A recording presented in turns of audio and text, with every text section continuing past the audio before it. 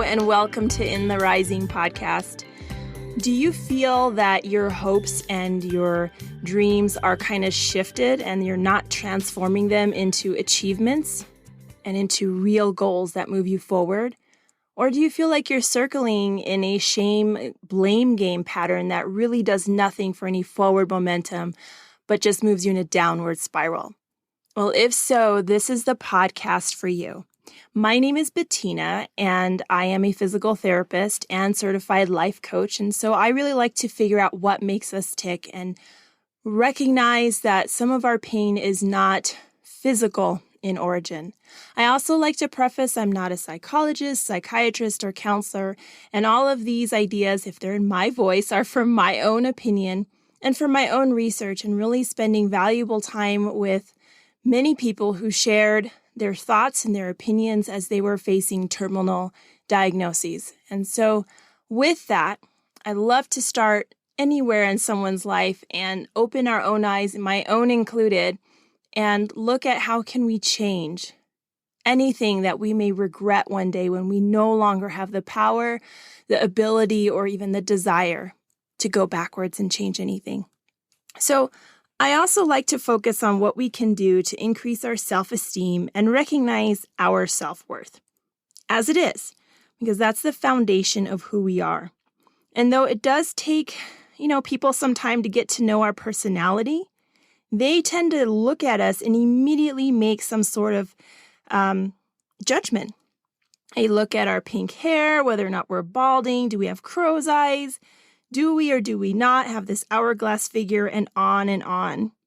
And so having core value in ourselves is important, but also having body image positivity, it's also crucial. So it's time to get some deeper insights into my guest expert for body image in the next 2 podcast episodes. I had the wonderful opportunity to interview an energetic woman and the author of Body Positive, A Guide to Loving Your Body, published by Familius LLC. So this is a woman who is a body image expert and who's very, very committed to making girls and women feel comfortable in their own skin. She has an honors bachelor degree of arts in women's study and sociology from Wilfrid Laurier University in Waterloo, Ontario. Besides her educational background, her passion for increasing body acceptance in girls is palpable. And Emily Lauren Dick is the incredible person I speak of, and this will be part 1 of our show. So let's get started. So welcome, Emily, to In the Rising podcast with Bettina Brown. Thank you so much for your time. Oh, thank you. Thanks for having me. And so how are you doing today? It looks like you are out promoting this wonderful work of art that you've produced, your book called Body Positive, A Guide to Loving Your Body. Yes. Yeah, I'm having a great day. It's always fun to be able to spread awareness on this very important subject. Yes, yes. So I received a copy, and my first impression honestly, was that I was blown away by the courage of the women and yourself to take photographs of themselves in everyday posture, wearing what they're comfortable in. That could be a workout wear, a swimsuit, and it allows you to see their body. And this is such a vulnerable position, but there's a lot of power in vulnerability as well. What made you come up with this idea? Well, so often we are faced with stereotypical images of what ideal beauty is in the media and on social media. And I really wanted to provide an unedited sort of version of like a magazine that you would open, but with women that you could relate to. So the goal really was to find women who could represent a little bit of everyone who hopefully reads the book. I think you did. I really like the diversity that you presented with your book. There's just you could see any woman, any friend, any parent in those pictures. And I really thought that was phenomenal. Thank you. So you talk about finspiration and fitspiration. And I'll be honest, I had never heard of those terms. Would you take a little time and explain the difference and how this um, can be affected by media and just in our everyday life? Absolutely. So, thinspiration is sort of taking things a little step further. And it's basically an image of a thin woman or a thin body part. And it's usually accompanied with a slogan promoting thinness.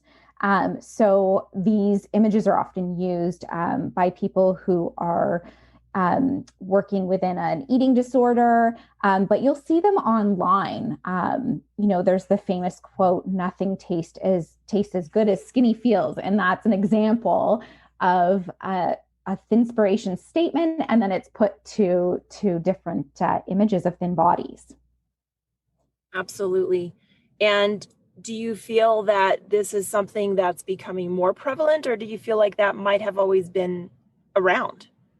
I think it's been around as long as it was accessible for people to create these images. In the beginning, you might have taken out a picture from a magazine and put it on your wall.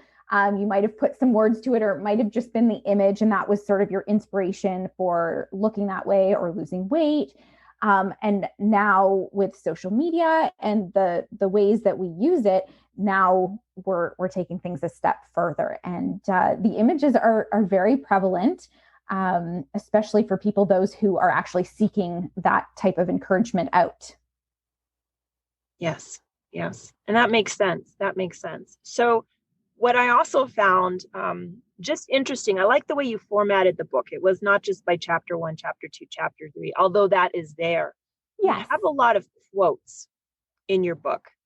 And there is one particular quote, this is it. The problem is that society has come to view this lack of diversity in size as normal. Yes. Yeah. We're so used to the way things are that we don't often stop and question why things are the way they are and who is profiting from the way things are and our situation, the way we feel about our bodies. I think you hit on a really strong point there. Who is profiting from this? Because there's always a Beautiful. gain for someone. And is it really the woman herself, or is No, it for other it's definitely people? not the woman. It's really the beauty and diet industries that are profiting. They are multi-billion-dollar industries that are profiting from our insecurities, and they're actually recirculating these ideals because it creates insecurity. So it's this cycle that they're profiting off of. So they continue to put that type of media out there and reminding society that you need to change your body to be happy, to be successful, and all of those things. And I think you hit on a point right there that you need to change something in order to achieve happiness, right? Yeah, that's the problem because, we're so fixated on what's on the outside that we haven't been taught to remember what is on the inside and all the non-physical things that make us great people, that we're Yeah, kind, that we're smart, that, we have aspirations to do good in this world. But so often what we see first is the outer appearance. exactly. Exactly. And I really love the quotes in your book. And I'm going to say one more because your quotes are not just like from a media standpoint, but from regular women. Yes. And there was one that I really took my time with these, and there was one that just made me actually stop myself. And I wanted to get your opinion on it as well. One Yeah. of the women quoted, "I appreciate my body for what it can do, not just what it looks like." Yeah, And like that is the best attitude to have. And it takes a lot of work to get into that type of headspace. mhm, So it's really important to focus on comments like that because that's what's going to inspire young girls and so many of us to realize that there's more to life than the way we look. yes. And to recognize the blessings in what we can do. And my first thought went to being a mother, whether we choose to be one or not, or have that opportunity, but to just be able to carry a child is unique to women. And there are some changes that happen when you have that. And, that there's also that beauty and know that my body has been able to create another life. And I think that's phenomenal to think about that and not just, I got to get back in pre-baby shape, for example. Absolutely. And I mean, whether you're a mother or not, your body is going to go through several changes. It's going to ebb and flow, depending on where you're at in your life. And we need to embrace those changes and accept them as they come, because we are so lucky to have these beautiful vessels to take us through our lives and make memories and experience things. We only have one shot at this. So you're right. You're absolutely right. And sometimes at the end, when we recognize we've not used that shot correctly, that's when we can get kind of sad about certain things and have more regrets, right? It's better to learn it earlier. And I loved how you focus on getting to women and girls. And so how do you feel that you can reach, besides when you published a beautiful book, how do you feel that regular women can teach other women and, the girls we're raising or girls we're able to influence to appreciate their bodies? I think we really need to lead by example and stop speaking negatively about our bodies, whether we think those things or not. The example we put out into this world is extremely important, and it plays a role in recycling these body image issues. So it's really important to fake it till you make it, or do what you need to do to really stop saying those things out loud.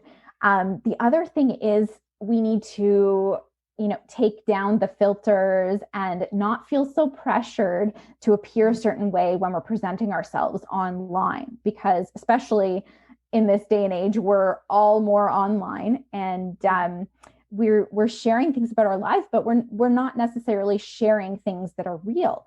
And what that only does is it makes people compare instead of relate to each other. And we feel, when we consume this type of social media, we can feel really ashamed of what we look like. And so really sharing some of the real sides of real life is important in normalizing normal bodies. Yeah. So this is just the first half of this powerful interview from Emily regarding body image and how important it is to have some positive body image reflected in yourself and that you actually believe this. So in line with what I say every podcast show is that if this is something that interests you or you can tell this will be beneficial, go ahead and share, leave a review. It does so much to help promote the podcast and put this in the ears of those that can really make a difference for. And until next time, let's keep building one another up.